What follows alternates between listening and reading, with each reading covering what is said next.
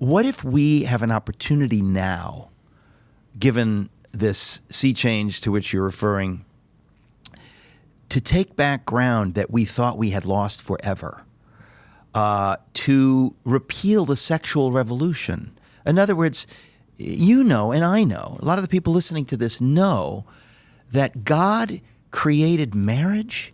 He created sex to be inside marriage.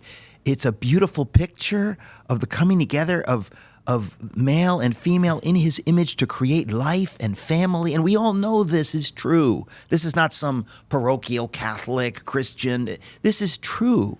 Imagine that idea over 50 or 60 years has been wiped away.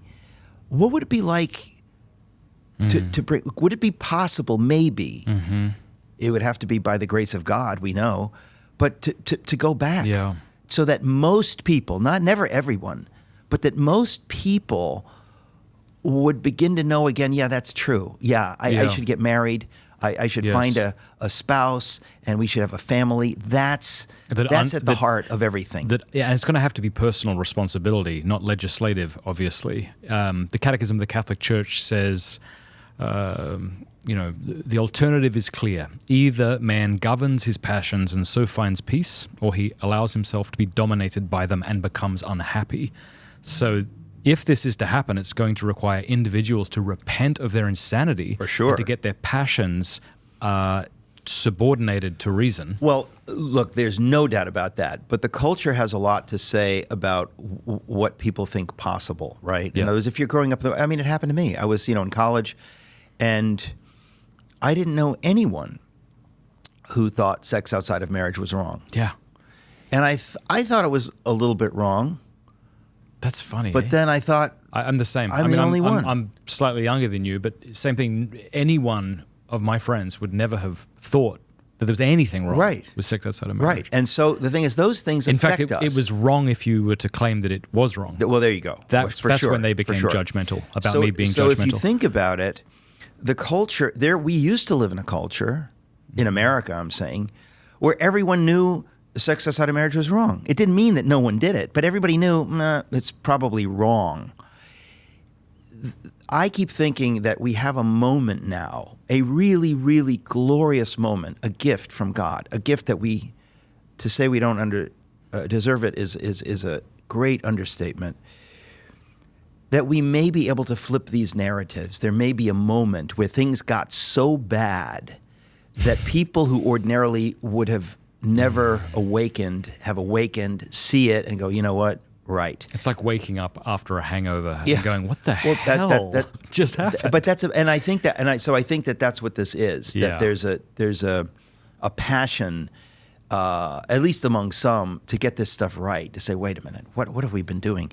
And so I feel that. I talk about this in a lot of speeches. That basically, so you think, okay, let's say, anybody who thinks politics is everything is nuts, right? Now, I often say, politics is very, very important, but there's a lot more to life. And so if you elect somebody, let's say, Hitler was not elected. Okay, now what? Well, that's the point. Okay, so now you have an opportunity to do many right things that you wouldn't have had. So politics is actually important. Who is elected? But then the point is you've got to do what you can do. And so we have a whole culture now where, we can even, let's say, have conversations about things that we couldn't have had if things gone another way. Yeah. So there's a kind of a freedom. And so I keep thinking, okay, so we've got to now, with joy, try to take back the ground that's been lost over the decades about what is the family, what is the real meaning of life, what is marriage? Is marriage a beautiful thing between a man and a woman for life, or is it just whatever, or is it nothing? I think we have an opportunity because of the wild breakdown. Yeah, the boot has been taken off our neck. Yeah. We have time to get up and do something. So it was a friend of mine, I think, some months ago, said that we need to repeal the sexual revolution. And I remember thinking, what? That'll never happen. And then I thought, wait a minute, what if God says, yes, I'm giving you an opportunity now to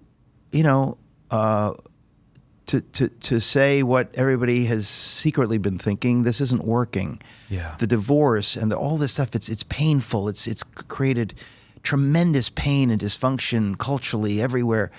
And that's just the sexual revolution. But, when I talk about my book as Atheism Dead, what if we have an opportunity to flip that narrative that, you know what?